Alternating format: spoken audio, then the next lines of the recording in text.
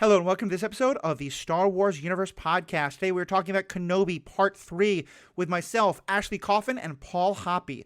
All that and more after a commercial break we have no control over.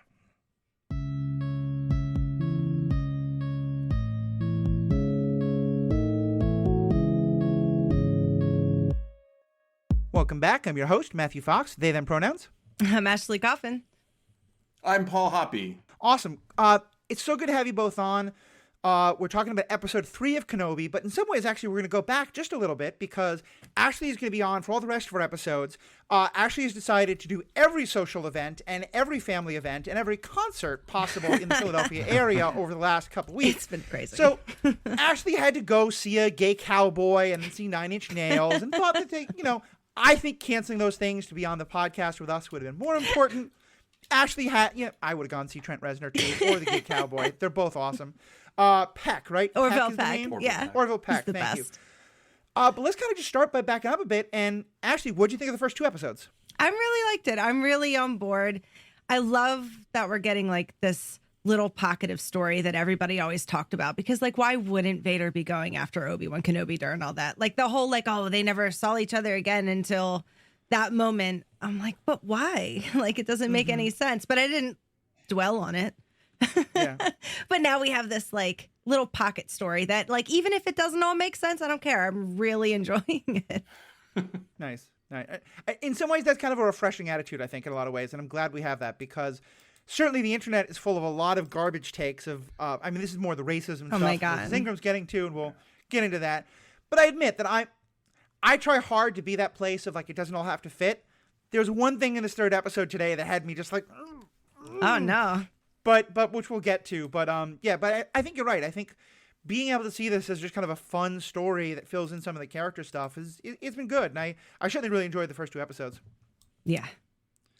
Yeah, I don't know. In terms of like continuity, I mean, I already talked about the first 2 episodes. You can go back and listen to that. But in terms of continuity, it doesn't really particularly bother me. I don't feel like Star Wars has ever been super conscientious when it comes to continuity and things being totally logical. And I'm kind of just okay with that. Like, unless something like really, in my view, kind of trashes a character or takes a character and does something that I'm like, that's not what I feel like that character would do. That always bothers me in any piece of fiction. And we don't have to get into the specific instance where that happened. But, here I'm like, I feel like Kenobi and Obi-Wan could have had some interaction before, right? But we don't know, and now we know. But at the same time, also my view of canon is like, whatever. Like, if you don't like that there's some particular interaction here that happened, it doesn't have to have happened for you, unless then this spins off into something else, and then you're like, all right, now I'm trapped in this, cascading content. Yeah, exactly. Well, and let me talk about, because let's you wanted to get into that? Diving right into that. Yeah, I thought we were going to talk about some other stuff first, but we can just go there right now, because there was something that happened in this episode that did bother me because of how it doesn't fit continuity. And I spent a lot of the afternoon thinking about it and thinking about how I wanted to talk about it, because I do think people can get way too wrapped up in this. And I think to some extent, the best answer to not having breaks in continuity is to never do prequels. And frankly, I kind of wish everyone would just do that. Because I think, a sequel is fine because you're exploring new territory. With a prequel, you always have the problem that you know where things are supposed to end up. And, we've all talked at length about how the understanding of the past that we had from the original trilogy doesn't really line up with the prequels. And to some extent, like, we've all had 20 years to get over that. But Paul and I also still joke about, like, this doesn't really make sense. But fair enough. For me, because I realized why I think I can figure out how to talk about the thing that bothered me, and I promise I'll explain it in a second. And not just monologue, although this will be a little bit of a monologue.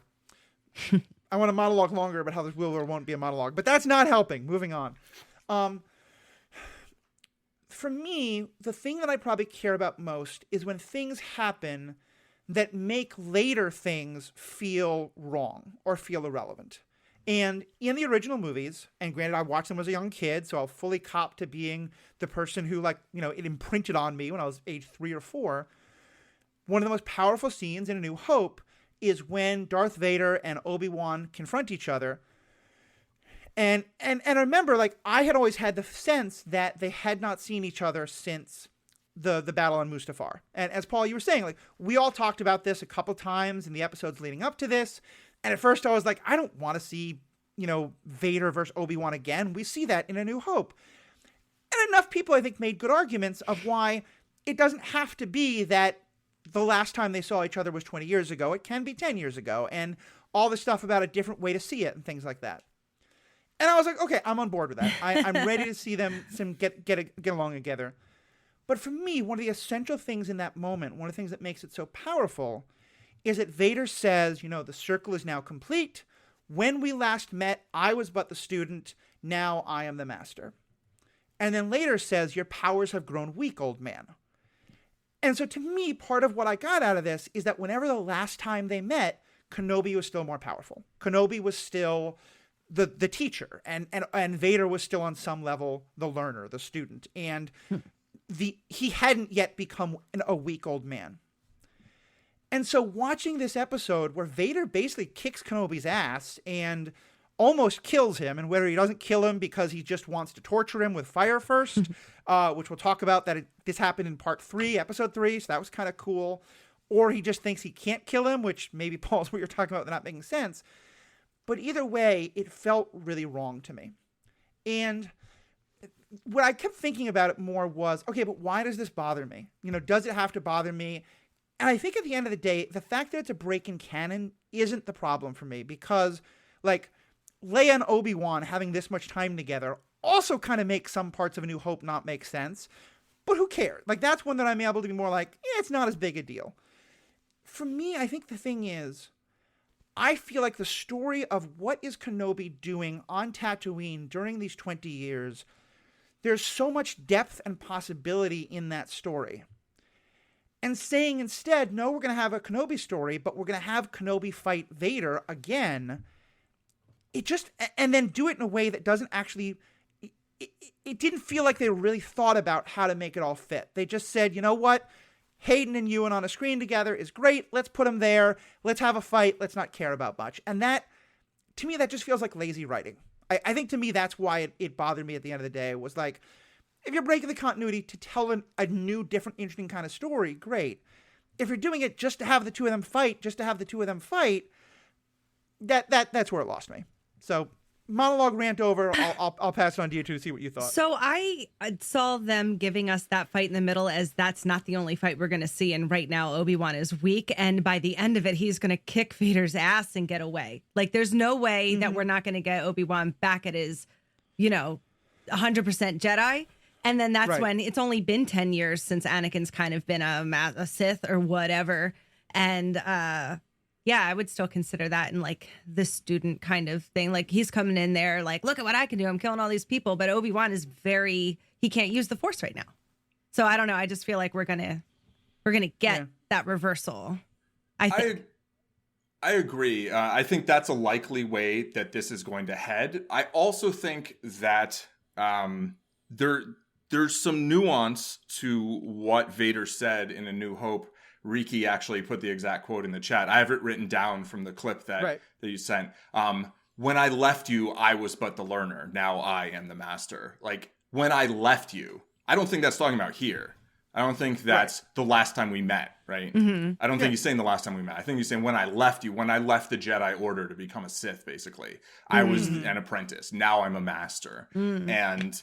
and I get you on, like, the years have made you weak. And, to me, it's like, victory has defeated you. It's like very vain. Another mass villain, sure.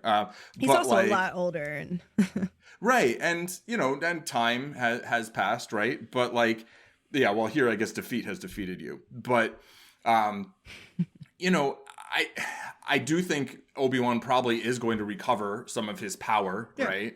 And, I fully agree with that. Yeah. But yeah, it's just, to me, it's not a break in canon, because I don't think, like, I think when I left you is clearly referring to 20 years before, and this is the midpoint, basically, right?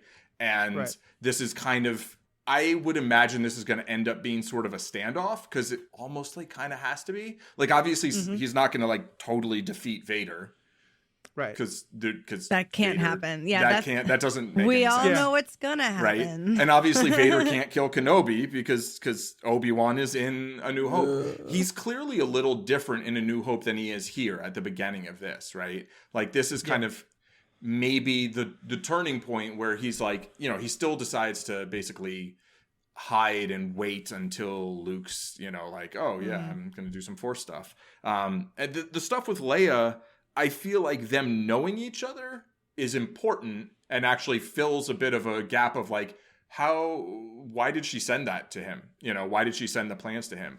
But in Rogue One, Bail, like I think it's actually Mon Mothma says to Bail Organa, we need to get Obi-Wan. You need to talk to your friend, right? Meaning Obi-Wan. Right. And Bail says, I will ask Leia. So it's not Leia who decides to talk to Obi-Wan. It's Bail, her father.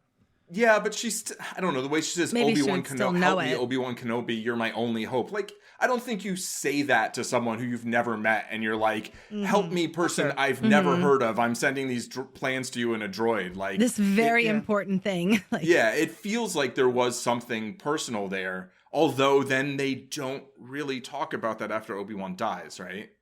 Like, but that's the thing. That's kind of... She's not affected in the slightest. Right, but like, Luke's affected for like 5 minutes.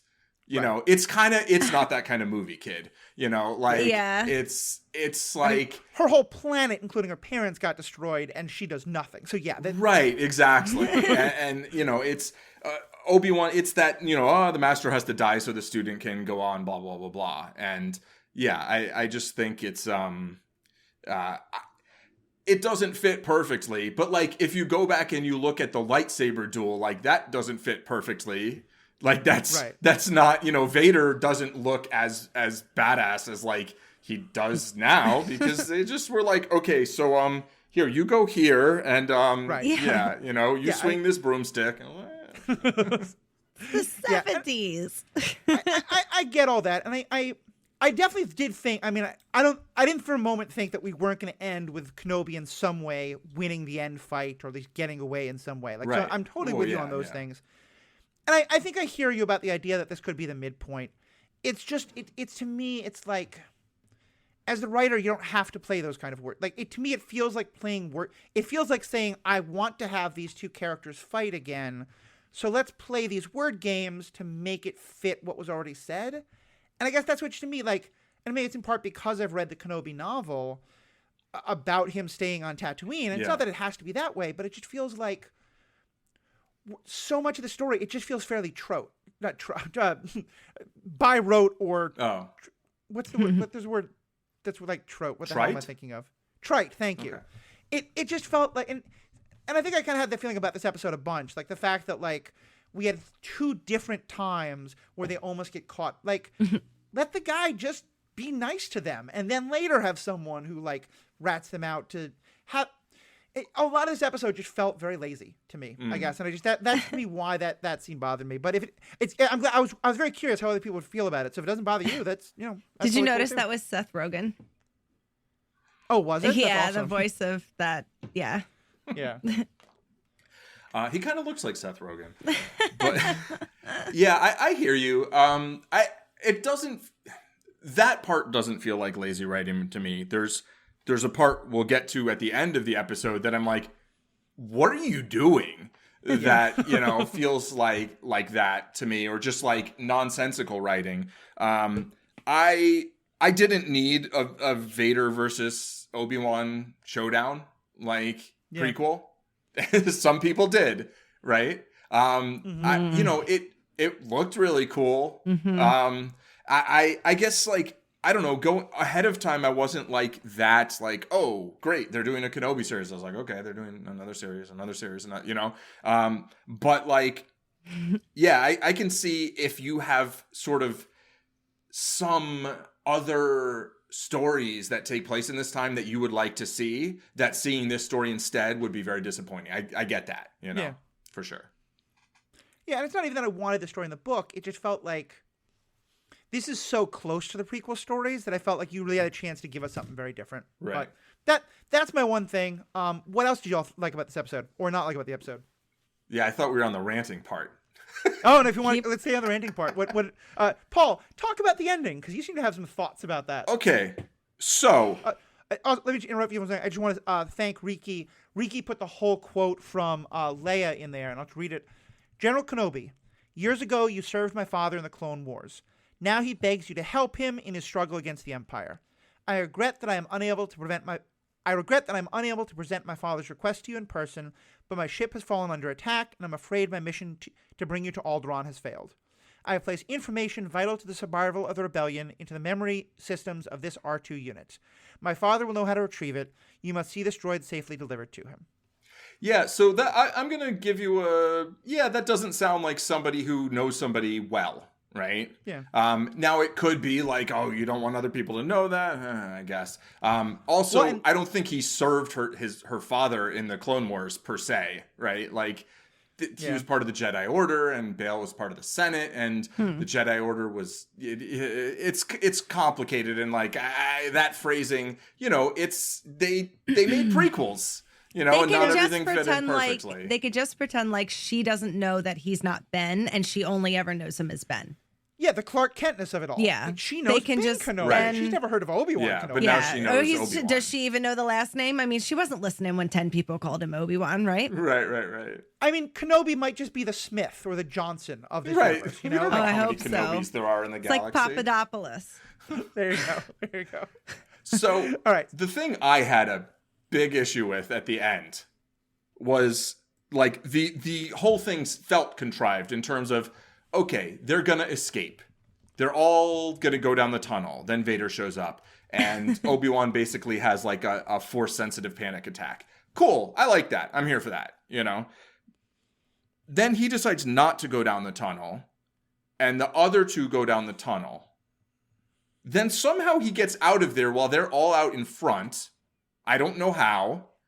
And the I forget what her name was. But the woman who's helping them goes back out the Ilaria tunnel. Sand. Yeah, Game of Thrones. Sure. Ilaria Sand. I'm not going to reference her by her Game of Thrones name. But the rebel, I'm going to call her the rebel because that's what she is. And she goes back and leaves Leia alone, which is just absolutely ridiculous. Yeah. Right? But she's going back, I guess, to help a Jedi because she thinks that's important and that's maybe what she really wants to do more than help this kid. Fine. She somehow gets out of the tunnel somewhere that then she finds Obi-Wan. Reva goes down the tunnel, doesn't run into her, and somehow is on the other side to catch Leia when she comes out. What? Like everyone who's evil moves really fast. But not apparently. Just like the geography, the geometry of it, like it just doesn't make any sense. She couldn't have. She had to have been like, this is a tunnel, it must come out somewhere, and went that way. Exactly. So she had to go around some other way, but like they don't show us any of that. They don't show us that the tunnel maybe branches. Because we're supposed to be branch. Shocked. So I think what we're missing here, Paul, is that somewhere within that one tunnel is another secret tunnel. Oh no. Tala. Yes, Tala. Thank you, Riki. Yeah, Tala's the name. Thanks. Yes. But I just want to give a shout out. Wikipedia is Riki Hayashi, who is my co-host often, along with his partner Sarah Hayashi, on the Star Wars Universe podcast. We did episode by episode coverage of the Clone Wars and Rebels. We'll be doing kind of Kenobi feedback episodes that'll go up on Monday nights, or probably go up on Tuesdays. And he's the one who has been putting up all these great quotes. So thank you so much for that, as well as helping us remember the names and things like that. Hence the Wikipedia, the encyclopedia for this podcast. So thank you very much. And he says that it's very Resident Evil map geography. Villain always gets ahead of you. Right. Yeah. And, I'm just like, look, I know this is how you wanted the story to go, but like I felt like the character actions didn't make that much sense, and then the geography of it didn't make that much sense. And I'm like, that's two things, And honestly, the beginning of the episode I really enjoyed a lot. I felt like there were a lot of really good moments. The acting. I know it's like you see this like these people like they're people complaining about this actor, and then other people like, oh, you can't complain about that actor. And it's like, can we like maybe like talk about performances without always having everything be like well, I didn't like this person's performance, so they're horrible, and I'm going to be horrible to them and racist and misogynist. Or like, oh, well, you can't criticize anybody who at all, basically. And it's like, it's somewhere in between, I think, Are you about to say something negative about Ewan McGregor? No, actually, he's been pretty fantastic across the board. No, I mean, I think Leia in some of the first couple episodes. I'm really ready for them to drop that little kid off. Let's get to the story. That was cute. It was fine. I'm getting a little tired of it. Right. I hear that. In this episode, I actually didn't have a lot of moments where this felt more like they kind of established, like, I don't know whether this was shot later or whatever, but like it just this felt more genuine, and the other ones, there were just a few more moments where it was like, and some of the Inquisitor stuff, like I'm not crazy about, it's not like I necessarily think it's bad, but it just feels something, and it's like, I don't even want to say that, because I know a lot of people saying that are like not saying it in constructive feedback sort of ways, but it's like, but it's there. It's like, that's not my favorite part. But, and I think like to some extent, I think that's why, not just this podcast, but I think there is a lot of good content out there that is doing the kind of middle ground you're talking about. Because I think one of the things that is the whole, to me, yes, there are a few people out there saying like, oh, if you don't like this character, you're terrible. I think, though, that's mostly the people who are defensive. They're saying, oh, you think that just because I don't like Reva that I'm racist, or just because I didn't like Rey that I'm sexist, and then going on to say pretty racist or sexist things in the reason they critique them. And that's, you and I have talked about that a lot, of like that, you don't like Last Jedi, but you also don't like a lot of the people who, when you say I don't like Last Jedi, I'll be like, oh yeah, you're right. How could they let that black character, and yeah, I don't like what they're doing. Yeah. Right, exactly. And I think that's, I think we can model that here. We can be a place where we can say like, yeah, like I think the idea of being mad at a 10-year-old actor because you don't like the role that they're doing is horrible. And the idea that Jake Lloyd got bullied like that is terrible. I thought that the performance given by Jake Lloyd was painful to watch. I think that's probably due to the bad dialogue and the bad direction, and the fact that, like, yeah, I'm not going to blame a 10-year-old for not giving a good acting performance. Right. But it was a painful acting performance, and I think we can name both of those things. And I think I really love this Princess Leia, although for me, I don't mind having her in the show, but it's for me, it's taking away from what I want to be seeing. Right. In terms of, like, it's not giving Obi-Wan a chance to be alone. Right. Which is another thing I think was a problem with this episode, is we kind of went to the Anakin thing too fast. But in this, but yeah, I think that that's important, that we can talk about these things. And like, to me, especially with Inquisitors, and I talked about this a little bit last time, and I'm curious, especially Ashley, your thoughts on this. I really like the tension among the Inquisitors, because I feel like it feels to me like what the dark side is supposed to feel like without the rule of two. That they're all ambitious and power hungry and backstabbing each other and fighting over control and stuff like that. And I don't know, I think Moses Ingram's doing a great acting job, but I get people can disagree on that and not be terrible. It's just that it's hard to talk about, Paul, and there I agree with you, because a lot of the people who disagree are being pretty horrible. Absolutely. Yeah, for sure. And it's like, you can have a problem with the casting, or you can have just like not love the performance, and it's right. Like, I thought she was fantastic in the Queen's Gambit, and I'm happy to see more from her. I just, her and also Sung Kang, who's from like the Fast and the Furious series, and which I haven't actually seen. I've seen him in Better Luck Tomorrow, which was kind of an accidental prequel to various Fast and Furious movies. But it feels a little stiff to me, and but I don't know, that might be more dialogue and direction and whatever. Well, and it's like, just kind you of guys know her like backstory, or is she a new character? She's a new character.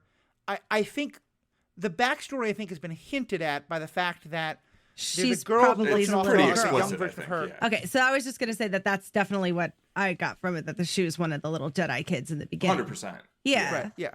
Okay. And my theory is that Anakin actually, like, something happened that made, and I think we're going to see it in a flashback at some point, that made Anakin Vader decide not to kill her and to help her. And that's why she's so personally devoted to Anakin. But it might also be that, like, maybe when Obi-Wan came back, she was hiding, but he didn't help her in some way, or like, who knows? Right. There's some backstory that's been hinted at. It's pretty clear she was a Jedi in the temple, or Pat. And we all youngling. pretty feel like she's probably going to have a hero turn. It Right? seems possible for sure. Or like a gray line, because I feel like we need to start getting some more of the gray Jedis, Siths. What do you call them? The in-betweens? I mean, there's gray Yeah, Jedi, gray- or gray there's just Jedi is a term non-Jedi that's or not- Sith Force users, right? Like, Yeah, they're like, oh, you get a little this, little that. you have something going on with your headphones? Sorry, we're getting some kind of weird buzzing noise, but it's actually not from the headphones. It's just happening outside. I was like, I don't hear anything. Maybe an air raid warning. Oh, great. Yeah, I don't know. I kind of hope we don't have her have a heel turn, like a hero turn. I like her just being evil. Me because too. I think she is a very compelling villain right now. One further thing, just on the content of the kind of the way people are attacking her, that Riki said that I really want to echo, and I'll say I also made a TikTok about this earlier today. Riki says, also, responding to tweets concerning racism is not the place to bring up your opinions about someone else's acting/character. And I Condemning racism. condemn it. Yeah, thank you. Because that's something I see all the time. Like a couple months ago, I was putting up a bunch of tweets about like, look, if you don't like Rey, how about we just stop talking about it? Or can we at least acknowledge that, like, let's stop being sexist about it?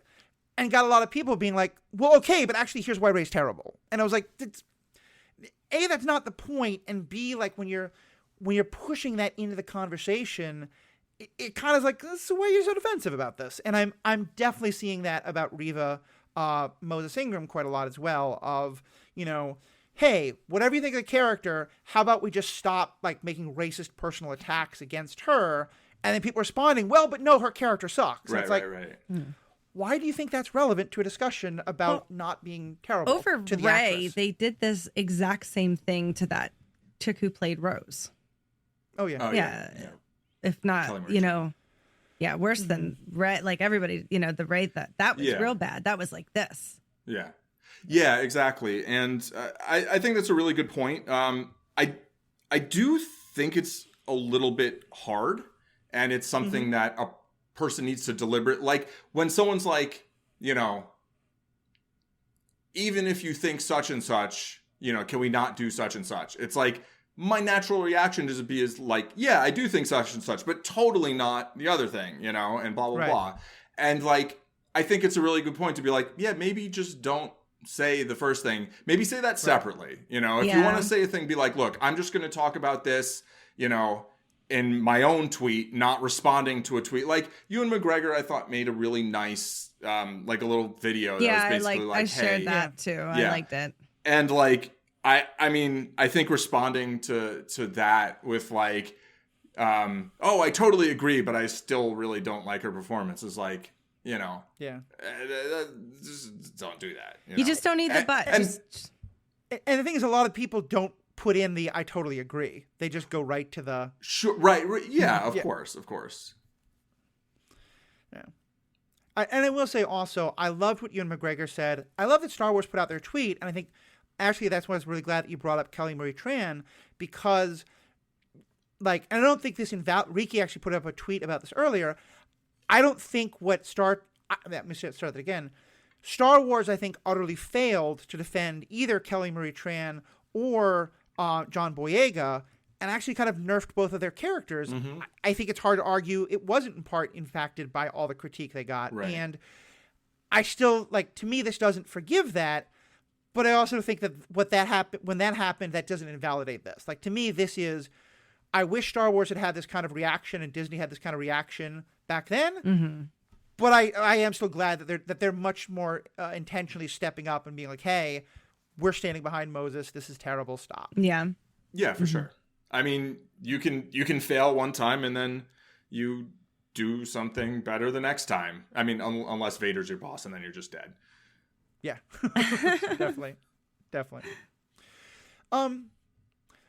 Yeah, and I will also say I part of why I was struggling this episode was I think when we recorded on the last one, we hadn't really been made aware yet of just how viral and terrible the attacks against Moses were being and the character. I think we knew there was some of that happening. But that was all in my head as I was watching. And so I actually, kind of what you're talking about, Paul, I caught myself a couple times there were a couple scenes that felt off to me, and I was like, no, I have to defend. No, wait a minute. As I saw it, I thought the dialogue was pretty wooden, and maybe that was the acting. Maybe it was the acting. Maybe it was the direction. Maybe it was the writing. I don't know. Some of those scenes with the Inquisitors definitely felt forced, in a way that like there is so much subtlety to what should be happening there, and the way they're all the politics among all of them, and and the whole thing of like one of them contacting Vader instead of her. It's kind of wonderful, I think, because like on the one hand, it's very Sith, it's very dark side, but also I've had that moment where like I was pissed when one of my coworkers told my boss the good news instead of me. Like I get that. That sucks.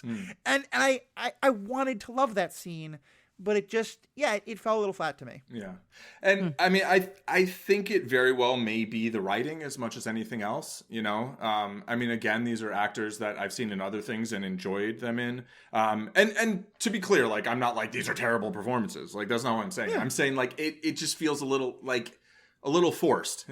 And, like there's a lot of writers on these projects, on this one project, which is basically a 6-part movie in a lot of ways. Yeah. So I think having that many writers sometimes, I mean, if you look back at like the production timeline and like how they came up with a story and then someone else took it over and then someone else, sometimes that, you get this kind of Hollywoodization of like, oh, well, we have to fix this, we have to fix that, instead of having as much of an organic story.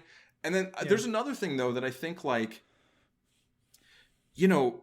Darth Vader is such a great villain. And one of the things that makes Darth Vader work is the helmet, is the mask. And when you then have all these Inquisitors kind of modeling Vader a little bit, right? I mean, I feel like they're all kind of like modeling themselves after Vader in a way, but all their faces are showing.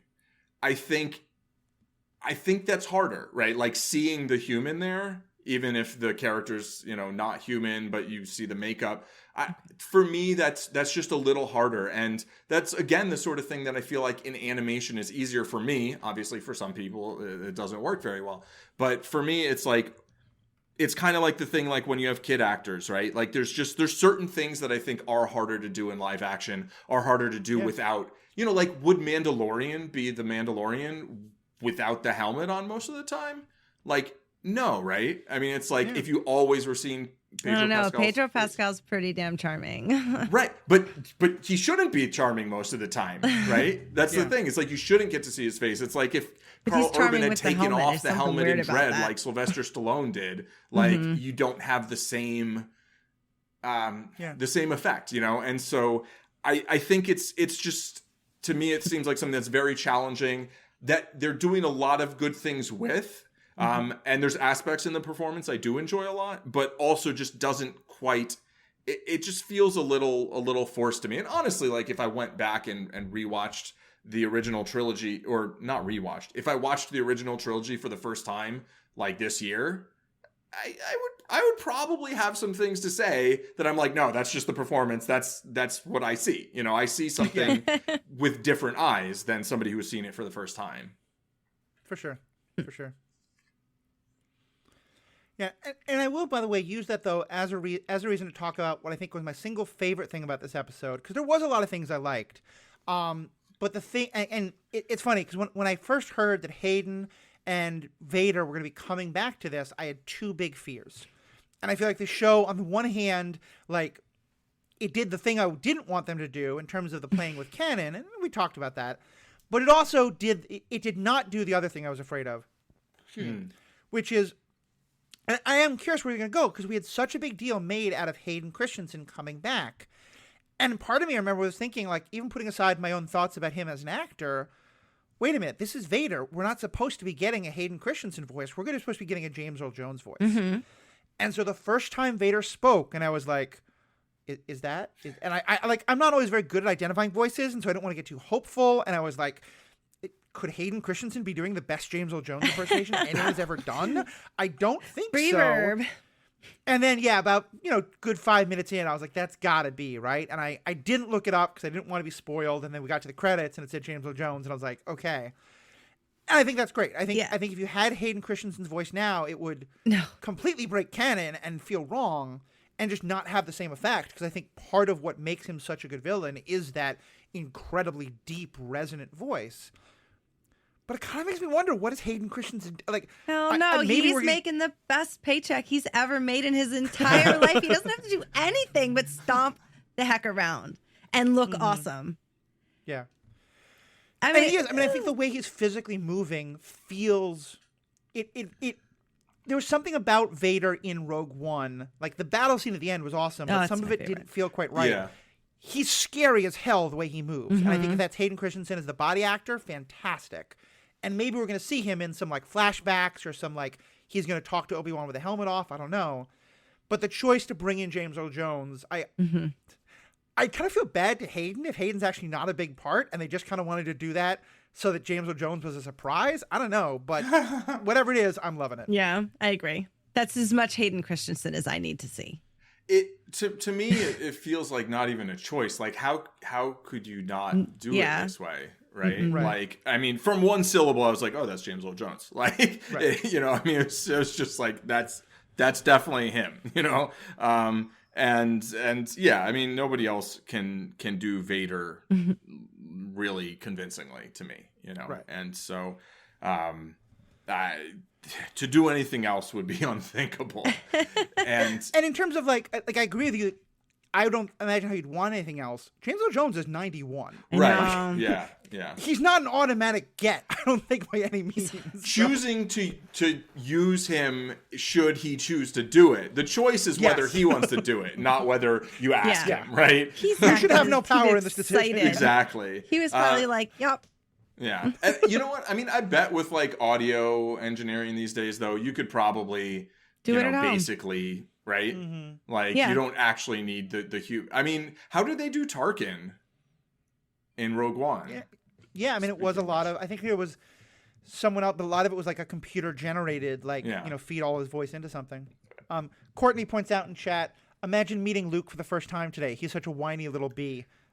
Which I would be fine. I don't know. I love Luke. But like, I hear you, you know. But I was going to, you know, Tashi Station to pick up some power converters. I was like, okay. although we didn't talk about it last time, I did love that Obi-Wan is the one who finds and leaves this toy. Because I remember, like one of the weird things about that movie is he's supposed to be like 19. He wants to go to college, and there he is, like playing with a model starship. But like seeing that Obi-Wan gives it to him when he's 10, and so far he hasn't gotten it yet. So we'll see what happens. He wants to go to the academy, right? The Imperial Flight Academy, right? Yeah, which I think is like college. It's like the Air Force Academy. It's like the Starship But Troopers Academy. It's learning to fly a thing that he's playing with. So I don't know. Yeah. I watch adults make Lego on Twitch, so it doesn't seem that weird to me that he's playing with the model. I don't know. Look, I don't get things. If people enjoy that, that's fine. I kind of think like childhood things you leave in childhood, adult things you do as an adult. So I'm just gonna like make podcasts about Star Wars and fly around the world playing Magic the Gathering. Yeah. Something I loved is that Disney finally went for it and showed someone getting cut in half. Yep. Oh, I right. really They actually enjoyed it. got bisected by the. Because they always thing. just like don't, or it's just the helmet. Right. I was like, whoa, they did it. I mean, do you not remember Mandalorian season 1, episode 1 with the door? Yeah, but like, then it was just like his helmet that clanked down. Right? I thought you saw half his body fall off. I don't know if it was his like slow motion falling backwards. Yeah. I don't know. I was like, bravo, Disney. Yeah. I was like, oh, I thought that was just like a force field. I guess you don't want to touch that thing. It was red. You know better. Mm-hmm. Yeah, that's fair. I will say also, going back to that early stuff, in some ways, like I would love to have a whole show about young Princess Leia. I love her as a character. I like the actress. To me, I think the worst thing that's happened with her so far is that she was running down a hill and 2 grown men couldn't catch her. Oh, that was like terrible. That chase scene was awful, but it had nothing to do with that young actress. I don't totally agree with that, but okay. Okay. I mean, she's running in woods that she knows, and she's smaller, but they which only can run. be an asset. They got if little there's a lot of legs. overgrowth. If I couldn't catch a kid, I don't know. I'd be like, here's my gun. Just like What am I doing here? I don't know. Go try and catch a kid. Actually, don't. People I could would catch get a upset. kid. Yeah. I could do it probably. I think Not I don't know. you I don't two. think it's as easy. I always catch Katie's kid, You know, but she's a little yeah. Get over here, you little shit. Yeah. You know. I, like a lot of this, I think we could headcanon a reason why she gets away. I just thought the way it was shot didn't make sense. But my point being, like, actually, I'll get more to why I kind of wish we weren't getting as much of her going forward. But I did think the scene with, with Obi-Wan saying to her, now be quiet. You're the one who doesn't talk. Here's our cover story. And she just immediately is like, nah. To me, that was like, into the garbage chute fly boy 100%. Like that felt such perfect writing of that's the girl who grows up into the garbage chute girl. For sure. The garbage chute girl. Yeah, that's I said that and I was like, I think I probably should have said woman. I also don't think that was the worst part of what I just said, but there we go. It's fine.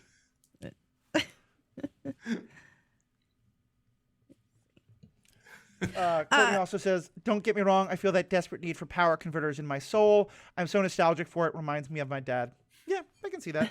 I didn't grow up with like the mechanic dad. I grew up in an apartment. But yeah, I was never a car person at all. But yeah, you want to work on the car. You want to do the cool electronic stuff. I can get that. Just it's the high, like Mark Hamill was definitely a tenor back then. Like that voice went high.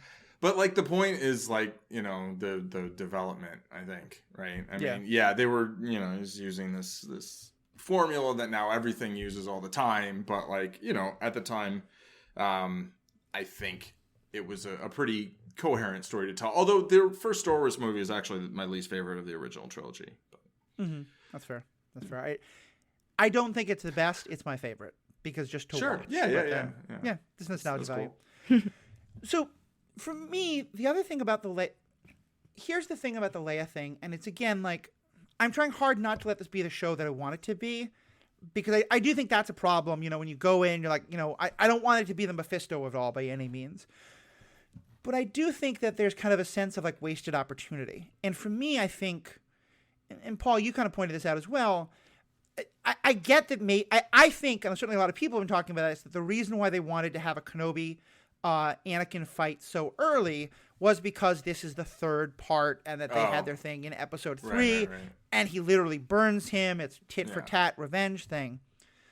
To me, though, the moment of I thought the best moment of both the first 2 episodes was Obi-Wan realizing that Anakin Darth Vader is still alive, and I wanted time to sit with that. I wanted time to see him wrestling with that, maybe him not believing it, and so having him just meet him so fast and spending all his time taking care of Leia until then, it just felt like wasted opportunity. Did you guys feel the same way, or how did you feel about jumping into a Vader confrontation so quickly? I think I already answered that question. I love it. Listen, my favorite part of the whole episode is when Obi-Wan Kenobi lights up that blue saber for the first time. Daddy, yes, right in the camera. I was just like, oh, yeah, here we go. And then he turned it off and ran away again. I was like, stop doing it. Go fight him. And then they gave it to me, and I was very happy. Yeah, I don't know. I loved it. It does feel to me like pacing designed for people who want to see action, as opposed to pacing designed for someone who wants to see the slowly building tension. And I could certainly see how you could do they could have all just gone down the tunnel and gotten away after feeling that, right? After that feeling. I do think when Vader just started killing random people, like maybe Kenobi feels like he has to do something, right? Although, I kind of like that. He's like, oh, sorry, everybody, I'm out. Right, yeah, exactly. Good luck, guys. In this town, that town, that's not, I gotta do me right now. And I really respect that. Gray Jedi. Yeah. Like, it's so I could see that being, and then you drop Leia off, and then he's back on Tatooine, and then I feel like you can't have Vader come to Tatooine, but I feel like they're definitely going to do that, which, I mean, I don't know how that's going to work, and then not step on A New Hope, but okay. But it was really well done. I thought. Like cinematically, right? The cinematography, like it was shot like a horror film, first of all, to begin with, right? And I thought it was very effective. It reminds me a little bit of how they did the Ahsoka scene in Mandalorian, but kind of on the opposite side, where it's the villains, not the hero, right? So I thought that it was beautiful visually, and I enjoyed their interaction to some extent, but it did feel a little bit like, maybe they blew their load a little early, and maybe they could have kind of built up tension more. But maybe you want to go 2 times, 3 times. I don't know. Well, I really loved the fact that Vader couldn't drag his face back through the thing. He could have destroyed that damn robot and then just drug him back. There was no getting away with Vader being there. But I mean, how it's so Vader of him to be struck with so much emotion. That's his biggest problem.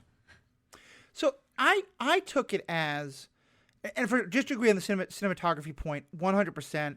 There's a couple of moments where they do the thing where it's mostly darkness, and Kenobi just he's lit by this like bluish glow of his lightsaber. Yeah. And it was so, it reminded me of one of the few moments of Attack of the Clones that I think is fantastic, when Dooku, Anakin, and Obi-Wan are fighting in this dark cave, and they're all just lit by the lightsabers. So that moment was great. I thought it was I thought Vader would have been able to kill Obi-Wan in that moment and chose not to, specifically because he wants to torture him. He wants to make Obi-Wan suffer. So yeah, I hear you saying.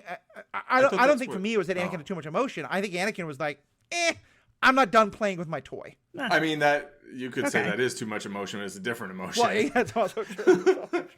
Too much thirst for the vengeance, and that's what I'm at. You can't figure it out when they got masks on, right? Yeah, and was he like? No. Or right. Get you later. Or is it like, I'm constantly in pain? Yeah. Ow. It reminds me of the end of Empire Strikes Back, when the Millennium Falcon gets away and Vader's standing there on the bridge just looking out at the stars, and and then turns around and walks back, and everyone's like, please don't force choke me, where it feels like there's so much emotion.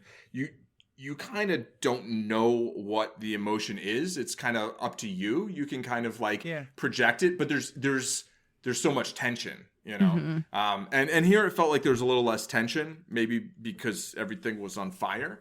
But there was definitely still some emotion, Right. I think also in terms of tension, I liked that we had the Jedi in the first 2 episodes. And I really like the character of that Khalil Nanjiani is playing. And I feel like when the scene is a fight where the only real named characters we've really come to care about are all people who we know live through this experience, that's for me, I think, was taking out a lot of the tension of it. It's that and that's a problem with all prequels, but there was never a moment where I actually believed that Anakin might kill him, or that Leia might get killed, or that, any of these things, because we've seen all of them. Yeah. Yeah, that's something that I just don't care, but I understand that that level of stakes is I understand intellectually that's important to people, Right. Personally, I find sometimes I can just enjoy things more easily then, because I don't necessarily want that as the actual stakes in this story, It's because I'm oh, you killed off that character, I'm gonna quit your show, that was the person I was watching this show for, if they're the title character, even if it's not a prequel, you can be pretty sure they're not getting killed in the 3rd episode of 6. They might die in the last one. Maybe they could get killed in the 3rd episode of 6, and then the next 3 episodes are just flashbacks. But that'll be a bold choice. I mean, but yeah, I hear you. Yeah. Well, and I would just say, for me, it's not that I want there to be stakes. Like I said, I think I'd be happiest with a story entirely on Tatooine, where it's Obi-Wan deciding how much the stake is how much is he going to reveal himself, and he's never in real danger. Right. It's that I felt like the episode wanted me to believe there were stakes. It was trying to build the tension of what's Vader going to do to him. And I know the answer to that. Right. What's going to happen when Tala leaves Princess Leia alone? I know that she's okay. There's this small group of children being farmed up right now that don't know it, though.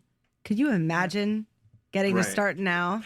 Can we not use the term farmed up for being raised? Yes, Star Wars farming them up. You start them young. Yeah. And you got to make sure that they keep it going. Yeah, that's what I thought too. And I realized she meant real children. And I was like... I like it. I will say one thing I want to add to the whole, this is kind of going back to, performances and whatever, but I'm actually really interested in seeing the interaction between Leia and Reva. I think there's definitely some interesting things they could do there. And, I'll be curious if just like that dynamic plays more in a way that I enjoy. Turn. Like, that if anything's going to cause the hero or the anti-hero turn, it would be saving the little girl. And that's why I would be a better Grand Inquisitor. Right. You'd be like, I don't care. Let's just go. Yeah. Yeah, and I mean, I think she's about the same age that she was, right? When it looks like maybe, more or less. So I think that's going to be a very interesting, like the way they got there, totally nonsensical to me. But I think, okay, you want to have that scene, like, I don't know, maybe you have do you have a whole episode where that's the dynamic? Like, does Leia know Vader? Because in A New Hope, she says, does, right? like, I thought she says to Tarkin, I think she says your stench, Tarkin, right? I recognized your stench. Yeah. Or no, she says to Tarkin, I recognize you holding Vader's leash. Right. But to Vader she says something like only you could be so bold or something. Is that right? I mean, I definitely get the idea. Like, to me, it's the impression of, like, Vader's often with the Emperor when he comes to the Senate. Like, Vader's kind of a known political force. So yeah, I think they definitely know each other. That to me is not breaking canon. Yeah. So I think that's interesting. And then her, like, but I would like to see her and Reva first, and then her and Vader. So I think there's definitely some interesting places that it can go with that. And then I guess this becomes a rescue mission for like episodes 4 and 5 or something. But we like already that. did that in episode 2. I'm like, here we go. Again, we couldn't have just dropped this kid off. Rescue mission from some like actually intimidating people, not like Flea. Flea. What did you think of Flea being in this? I like that they just have these randos pop up and they're like Jason Sudeikis and what's his face being the stormtroopers in Mando. Whatever, it's fine. What's Flea doing right now? Good for him. Yeah. I don't feel strongly. I couldn't tell who it was, so it didn't. He just seemed like he looks like someone who couldn't catch 7 to 11 exactly. I'm like, I buy that he can't catch her. Yeah. I mean, he's a great bass player, but like not necessarily that athletic. He doesn't look like much of a runner. I thought he was Sting at first, which is funny because he's also a bass player who acts. Though I will say that was another moment where I was surprised that they were jumping so far into the jugular instead of being a little more subtle. Because what I thought was going to happen was, pirates kidnap the daughter of rich people for ransom because that's what people do a lot. Sure. Yeah.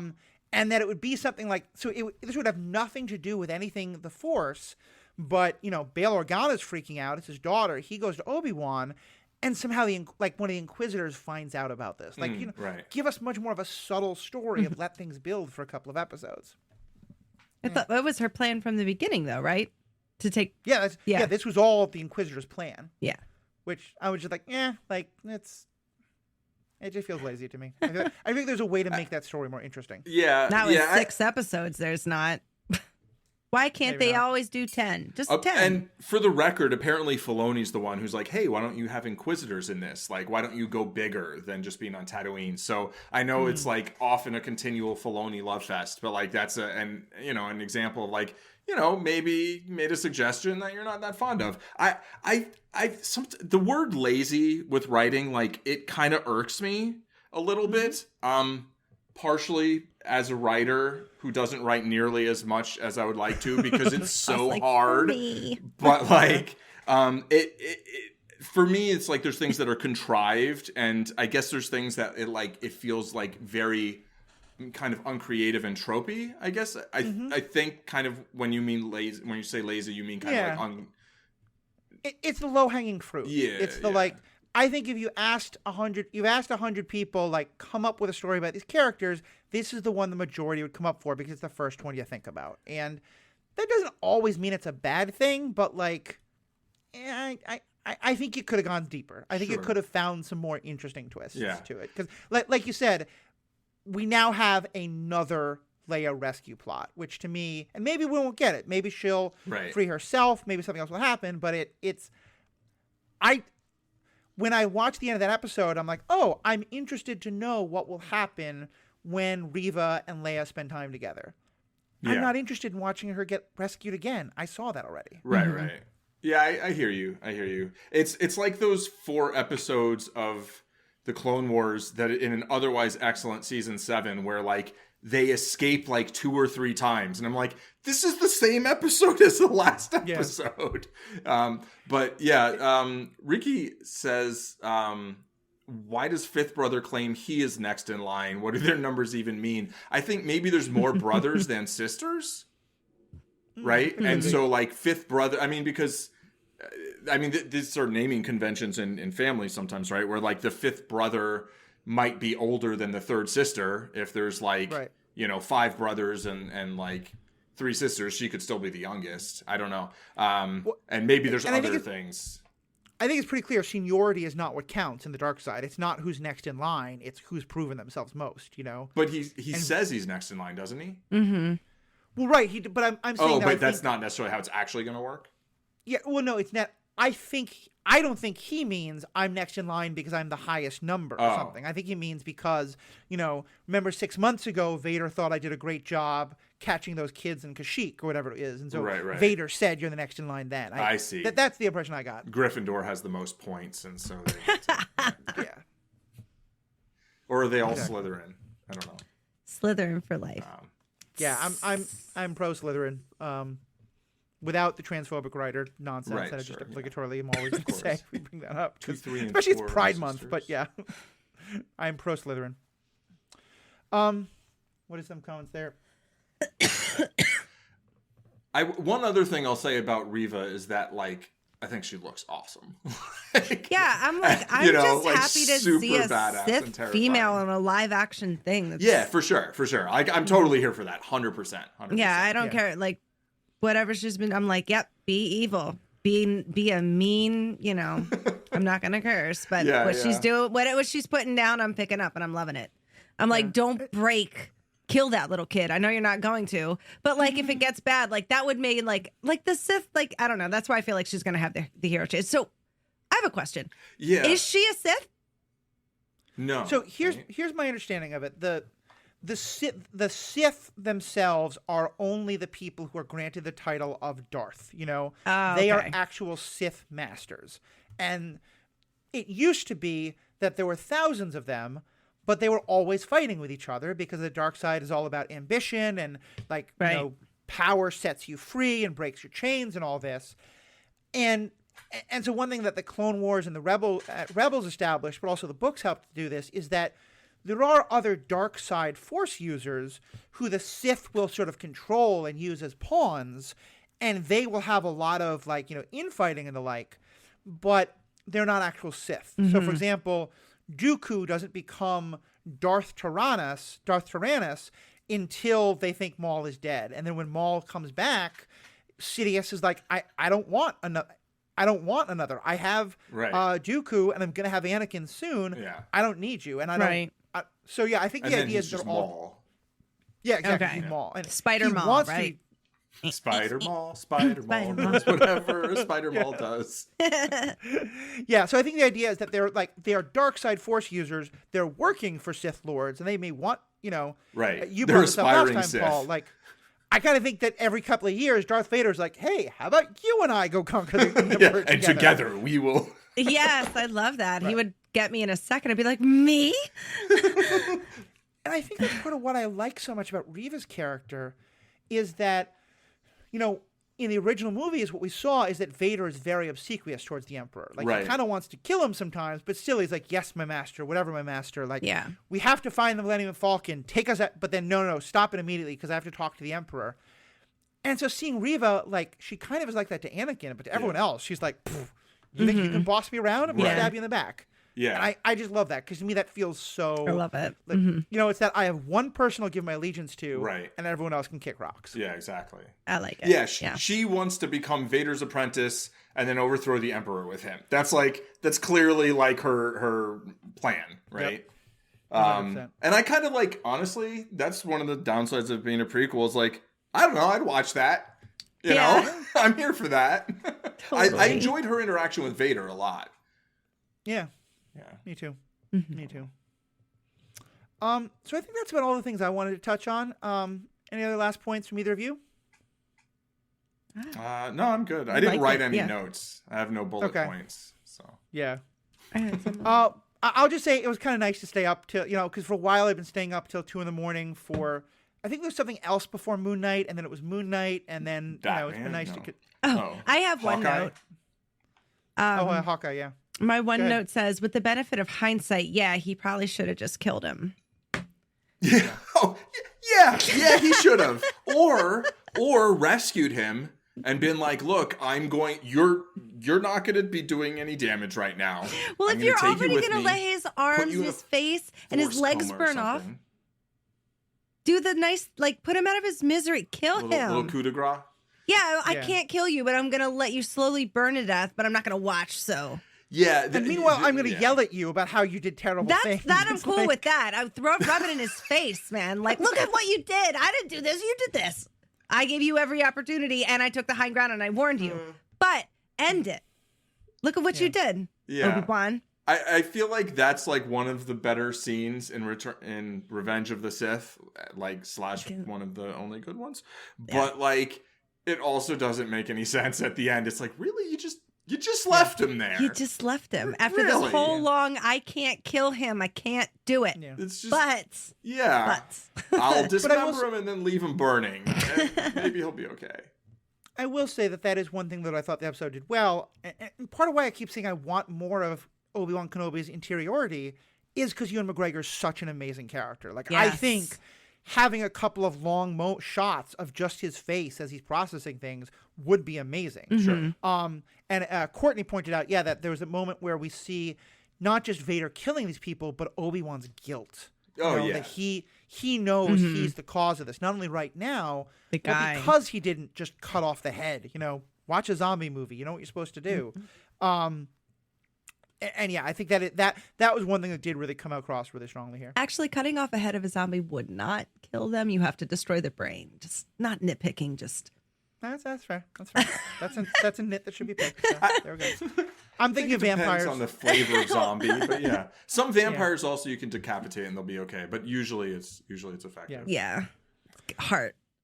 We do have one more big piece we're going to talk about, which is giving Ashley a chance to kind of comment on what we talked about just a couple days ago on the Superhero Ethics podcast. But first, Paul, we're putting this out on video, and there's chances for people to watch stuff on video. Tell us a little bit about that. Yeah, so we're streaming here on Twitch right now, which if you're here on Twitch, you know that. If you're on YouTube or listening to the podcast, maybe you know that, but it's a thing. So you can always join us when we're live. I'll try to have the schedule on my Twitch channel, which is twitch.tv/ZenMadman. And, there will be other notifications, various places. You can follow here. And also on YouTube, you can watch the slightly edited videos later, sometimes with some of the pre and post shenanigans left in on YouTube as Zen Madman. I guess it's youtube.com/user/Zen Madman. We'll work on that once we get to 100 subscribers. We get a vanity URL. I found if I just Google YouTube and Zen Madman, just those two words, it always takes me there. So There is also Zen Madman Poker. So that's where I just do my poker stuff. So, if you're interested in poker, hit me up there too. But just to worthwhile. not be too confused.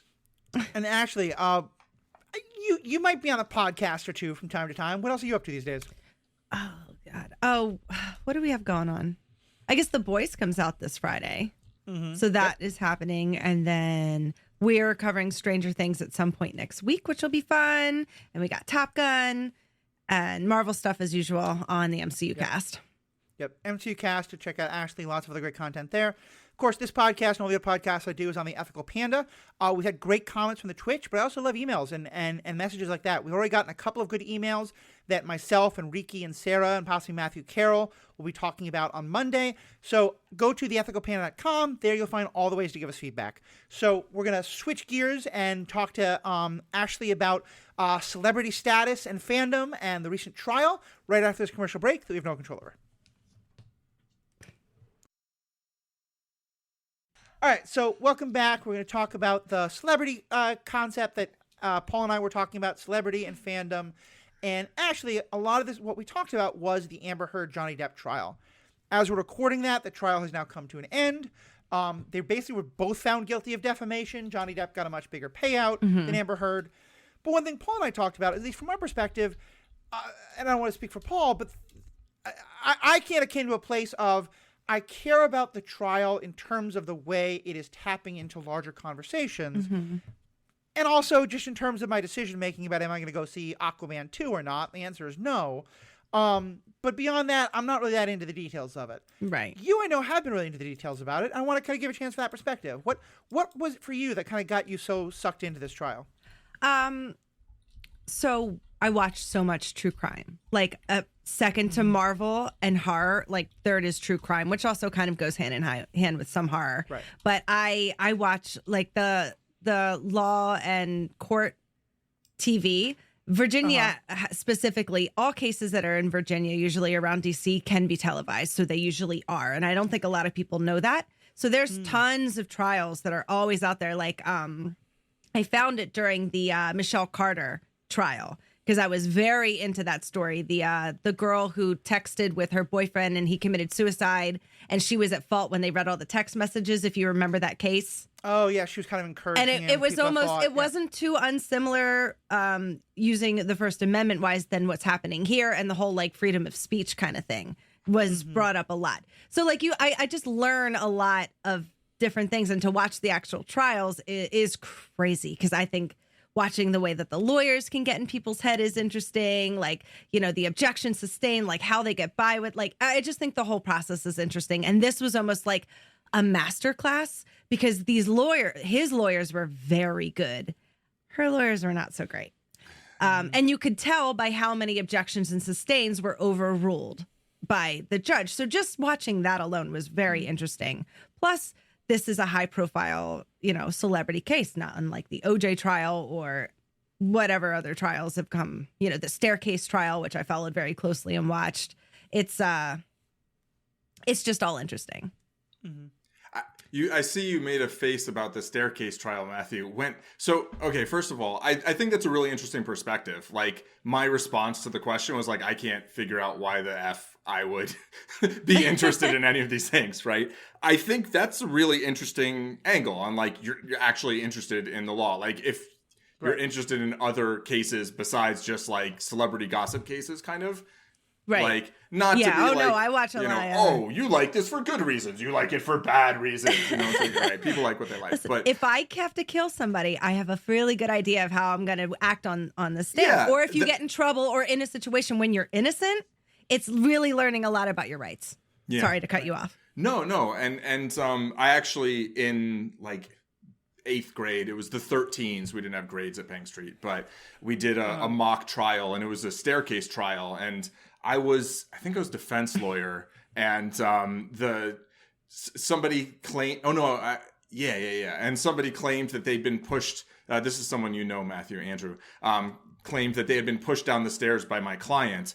And it was the whole thing was around this staircase, and it was very fun. And I grilled him on his shoes. I was like, but those shoes are all duct taped up. Isn't it true that you don't have any traction on those shoes? It's fascinating. Like when if you're a character witness, you're not allowed to say what anybody told you. So if you start a thing like, just for example, like Johnny Depp said, they'd be like, objection, hearsay. And even if they're like, but they said it to me, it doesn't matter. It's just little interesting things like that can really trip you up when you're on the stand and make you not look legitimate or, you know.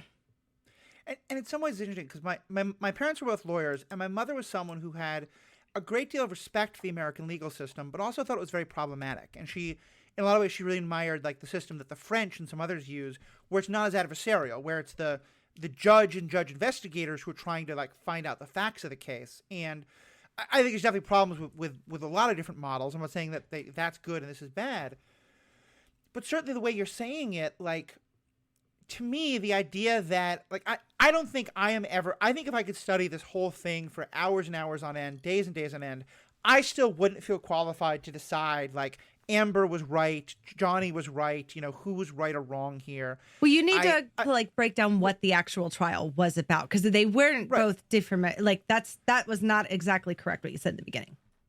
Well, no, but that's my point, is I'm saying, like, you're right, the trial wasn't supposed to do that, but certainly public opinion is doing that. Like, that's the, and kind of my point is, especially when you say that, like, maybe one of the biggest differences here, maybe why Johnny won, is because of the, like, difference in quality of lawyers. Like, I think, to me, that's kind of upsetting, of, like, that, you know, like, because again, I don't know what the truth is here. I don't think I'm ever going to know the truth.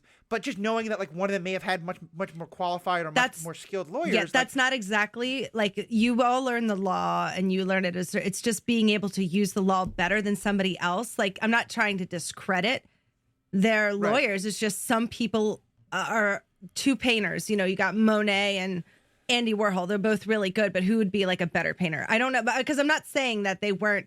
She had an equal chance to get lawyers who are as good, but for some, like, they were poking holes in the story. And that also is a reason to think that maybe there's something wrong with the story. If it's this easy to dismantle and you're looking this bad, and all of your statements or objections are being, you know, sustained because you're not objecting correctly. I don't know. That's more of I wasn't saying like one wasn't qualified enough. Oh, no, I'm not just saying you, and I've heard that argument, but, like, one of the things I've been reading a lot is people saying, like, is Amber really as terrible as people say, or is it that her lawyers aren't as good? And I'm just saying that, to me, that introduces an element of uncertainty that I kind of wish, like, wasn't a part of our legal system. Well, there's something really interesting that you can think about that they talked about in closing arguments, and it was like Johnny Depp had how many character witnesses come in, and Amber Heard, in the trial of her life, only could get her sister. She didn't have one other person who was willing, who wasn't a paid expert, to take the stand for her. Right. I think that both of them did horrible things to each other. But the court case was about if that op-ed that she posted, defamed him in any way. And her countersue was that he did as well. So he won on all accounts for his side. And then when they countered, she lost most of them, but won the fact that his ex-lawyer, Mr. Waldman, had said and posted on Twitter, which he's now blocked from forever for posting these things, horrible things. But that's why Johnny Depp he's not going to have to pay her. Somebody else did, because they said Johnny Depp is paying $0. So when they said his name, his lawyer, his former lawyer, basically. I don't. Adam Waldman's at home probably like, how did I get drugged into this? Like, what do you mean? But like because that did happen, Johnny Depp. Yeah. But the thing was, they said that Depp probably knowingly knew that he was going to post those things. Right. So that's kind of like.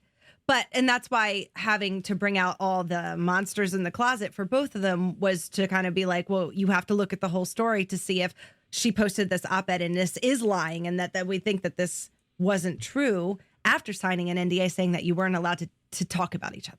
Both of them did that.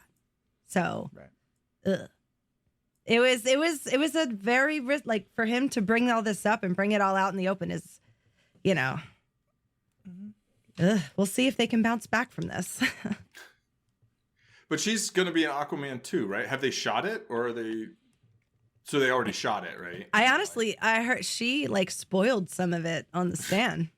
Oh, really? Oh, yeah. I could tell you, but I do wonder, because I think DC, I know in earlier statements, when years ago people were first trying to bring up some of this, maybe Amber was actually the terrible one, or maybe they're both terrible. I don't remember the details. It was years ago, and this is a story I've not been paying much attention to. But I remember DC said something along the lines of, look, until there's actual, like, a legal conviction of some kind, we're not going to, like, kick Amber out of our movies. Yeah. I don't know. Maybe, like, and I think public opinion has been shifting back and forth on this. A couple weeks ago, it seemed very against Ms. Heard.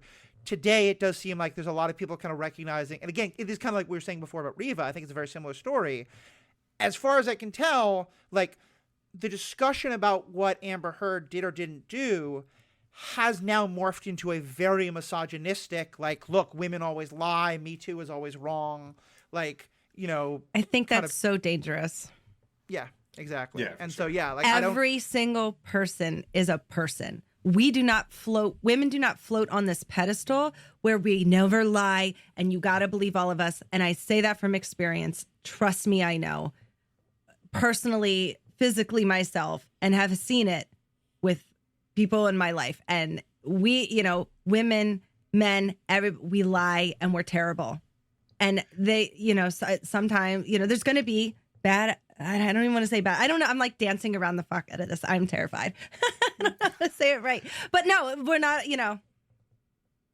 But like, having said that, it's like, that doesn't mean that you shouldn't believe anyone ever, right? It's like, you don't need to take the full Obi-Wan. Yeah. Yeah. There's, you know, it's a hard situation, is but now complete. Yeah. Just to think that, you know, no one would, like, look at it with the Z's. Aziz pretty much almost got canceled, and it turned out it was like, oh, I just kind of really didn't want to give him a blowjob. And it's like, well, that is not. You see what you did there, girl? Like, in the middle of this, you know? I don't know. Yeah, I hear that. I think this gets into a lot. Like, to me, I think because there's been such a long history of, and still is, a, like, you don't believe the woman, you don't believe the victim unless she has, like, physical proof or whatever, that I still think the idea of, like, kind of starting from a place of, we're probably going to believe someone, but be open to skepticism. Because, yeah, more than anything, to me, and this is kind of what we talked about last time, this is a literal anecdote. This is one particular case, and people trying to use it to prove kind of one larger point. But yeah, I understand why you're scared, because I think this case is part of these much larger narratives that are hard to talk about. Mm-hmm. And frankly, there's a lot of people, I think, not acting in good faith, using this story to prove it. So it's kind of like, yeah. I agree with the first sentence of what that person is saying, but none of the rest of it. Yeah. I don't want to be associated with them. It's going to happen. There's no stopping it. There's no changing it. But it's also shedding a little bit on the light, you know, that, you know, you could, you know, men aren't always liars. And yes, men can be abused too. Yeah. My mom used to beat her boyfriends up, like, badly. Mm-hmm. I've seen it, you know, it's, you know, there's just, like, you know, people are just people. We're people. Yeah. And when we're talking about anything that happened outside of our own sphere of observation, like, there's always a level of uncertainty. Even the things that we observe, there's a level of uncertainty. Yeah. Like, is that really what I saw? It's like, sometimes it's not. Usually it is. But sometimes it's not, you know? Mm-hmm. Like, mirages are a thing. Someone didn't make that up. Like, mm-hmm. there are mirages, right? Yeah. And, like, that's not to say, like, oh, you can't trust anything you see. Like, no. Just, like, there exists uncertainty. And people are really rough at accepting There was a lot of recordings and a lot of videos of both of them being equally horrible. Right. Her talking about, I punched you in the face. Grow up, Johnny, you giant baby. Like, outly, just flat out saying it, you know? What are you going to tell the world? Oh, I'm Johnny Depp and I'm a man and I'm a victim of abuse. Are you going to tell the whole world? I was like, ooh, yeah, he is. And I think it's interesting because this is actually kind of relating to a lot of the conversations we have over on the Superhero Ethics podcast about villains, you know, and about how it changes your perspective a lot if you know a villain's backstory, because then and I bring that up because there's been a lot of people arguing that the way Johnny was I think people have made this argument about both of them is the kind of question of, like, well, whoever starts the cycle of violence, they're the bad one, and the other one's just responding to the cycle of violence, so it's not their fault. And there's a lot of truth to that. But there's also, like, this idea of, like, okay, who started it is bad and the other person is good. It's a real mess. Yeah, no, and they were both very, very terrible too. Like, he smashed everything in that, like would smash everything around. Like, no, that's not hitting her, but you're smashing everything and there's glass everywhere and you're taking pills. And like, I hate to go back to my own experiences, but my mom would black out and from pills and they don't remember. They really don't. They're like, you did that to yourself. You did all this. I didn't do it. And they really, it's like a pathological thing. They really believe it. It's sad and it's a sad circle. So yeah, nobody was a good guy in this story. Definitely. But that wasn't what the case was about. Courtney in the chat made two comments I just wanted to comment on. One was replace her with a dolphin. No one will know. I will say that, like, granted, I did not like the first Aquaman movie in general. There's nothing about her acting performance that was like, oh God, we can't have it without her. Yeah, replace her with a dolphin. Replace everyone with a dolphin. Replace her with Johnny Depp. I thought she was fine. Like, I'm not like a huge fan or anything, but yeah, replace her with Johnny Depp. Like, I don't know. I think the Aquaman movie is underrated because reasons, but that's fair. Which isn't to say that like I think it's great. It's just like I think it's fine. I think it's a fine movie. Yeah. Like it's as good as like an average MCU movie, and like it actually did some things that like other movies weren't doing. You know? Yeah. Replace all actors with Jason Momoa's abs. I would second that. Here. I want his face and his beard, but Jason Momoa in general, I would be very okay with. Replace the dolphins with his face and his beard. There you go. The other thing Courtney brought up, though, I think was really important is coming from a mental health perspective. Wait, let me make sure I can read it. I have bad glasses. Coming from a mental health perspective, I can absolutely see how this came about. BPD, which is borderline personality disorder, is such a complex and often terrifying diagnosis to have. And I'm someone who has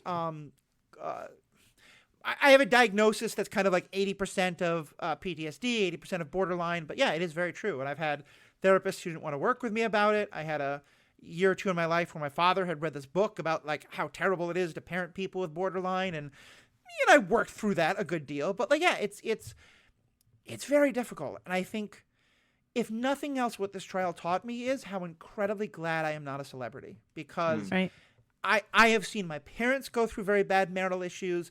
I have certainly had relationship problems, and I spent a number of years as a relationship counselor. And I just think if there are ever two things that should never be close to each other, it's on the one hand, trying to unravel all the complexities and nuances of a toxic relationship, and the other is Twitter. Because those two things don't mix well at all. And yet this whole thing has been the Twitterification of this trial, I think, is where it's gotten really ridiculous. See, I don't Twitter. I guess I missed that whole side of it.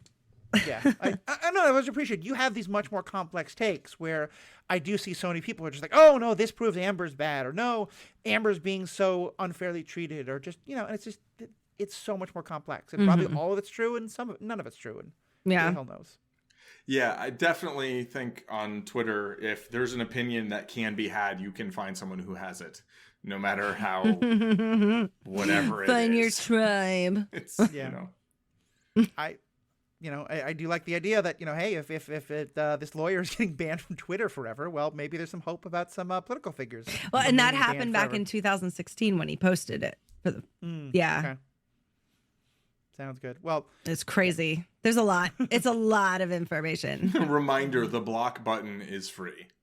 Yes, and it can be your friend. For sure. Use it liberally. Yeah, there's just a lot of times when it's like, why do I mean, I go through sort of social media, like, cleanses from time to time. And, like, I don't know. At some point, I might just, like, delete them all. But no. I do think it's, like, sometimes you can just, like, just be like, I don't need this entering into here, right? So like no, and then that's that, and it's like it's helpful. I think I blocked a couple of people this week. It felt great. I've been on a rant. If you want to see my ranting about a lot of the Star Wars toxicity and stuff like that, go to TikTok, The Ethical Panda. But one thing I've been talking about a lot there too, and some other creators even better than I. Wow, that sounds arrogant for me. A lot of really great creators, especially there, that I have a lot of respect for, have also been making these points. Like, I don't think the overall Star Wars fandom is toxic any more than I think most of these fandoms are toxic. I think all the stuff coming out of Star Wars Celebration has reminded me like how many great, wonderful Star Wars fan creators there are. The thing is that these tiny minorities take up so much of the oxygen in the room and they yell and scream so loudly that it turns other people off and makes them want to walk away. And I think If you don't want to be on social media, if you don't want to be in the conversations, that's fine. Protect yourself, protect your mental health. But if you can, help shut them down. Gatekeep. I think we can gatekeep fandom and make clear, hate has no place in it. And yeah, I'm all for that. I've been having more and more when I do TikTok lives. Some haters will come in, and when I just tried to ignore them, it wouldn't work. And when I would just shut them down and get other people to help shut them down, they went away. So yeah. I'm less optimistic that that's a thing, and I have some things, but that sounded really beautiful, so I'll just shut up. Well, it's not even just you can make them go away; it's also just drowning them out. I think when those people are the only people talking about it because everyone else is like, I don't want to get involved, which again is fair, but anyway. Yeah, we're now way off into our tangent land. So, any last comments about Amber Heard, Johnny Depp, Obi-Wan Kenobi, Star Wars? Stranger Things, AEW wrestling from last night. I don't know, whatever anyone's got. Because of Stranger Things, I've had Kate Bush's Running Up That Hill on repeat, and I recommend everybody else should too. I was about 20 minutes into the first episode before I realized that I had 3 minutes, not an hour and 3 minutes before our recording. But I am looking forward to getting back to Stranger Things. And myself and Ashley and one of the people who's on Jaws with us on the Superhero Ethics podcast will be recording on Stranger Things soon. So nice. Yay. I have Paul, never closing. Yeah, I have never seen Stranger Things. It has been out for years now. I will still get mad at you if you spoil it for me because I feel like I probably want to watch it someday. So that's just how it is. I laughed because you were on our invitation email and I was very confused. I know. I remember I was you like, saying that you didn't watch that show. Right. I think I'm just default on the invites now. Yeah, right? Yeah. That's fine. Yeah, that's for sure. Yeah, I'll recommend you watch it, but there's a long list of those, and it will not be spoiled in any way, shape, or form. No. If anyone who spoils Stranger Things on the comments for about this, I will find you and I will run you over with my wheelchair. And wheelchair marks are hard to get out of clothing, so just don't do it. All right. On behalf of myself, Paul, Ashley, thank you all so much for listening. Thank you for putting up with our nonsense, because we've had a lot of nonsense this episode. But I hope that you are enjoying Obi-Wan Kenobi, or have whatever feelings you have it. I think you're enjoying our coverage about it. Please help get the word out. Please let people know about these Twitch casts. Please share the YouTube videos, share the podcast. This is a time when a lot of people are suddenly going to be a lot more interested in content. The more people who are listening, the more hits we're getting, the more money we're making and the more access we're getting, and the easier it is for us to keep making content for you. So if you enjoy this, please take a moment, leave a 5-star review, tell other people you like it, leave a comment, leave a like, all the things and all the social media. And most importantly, have a nice day. You go. I don't. Bye.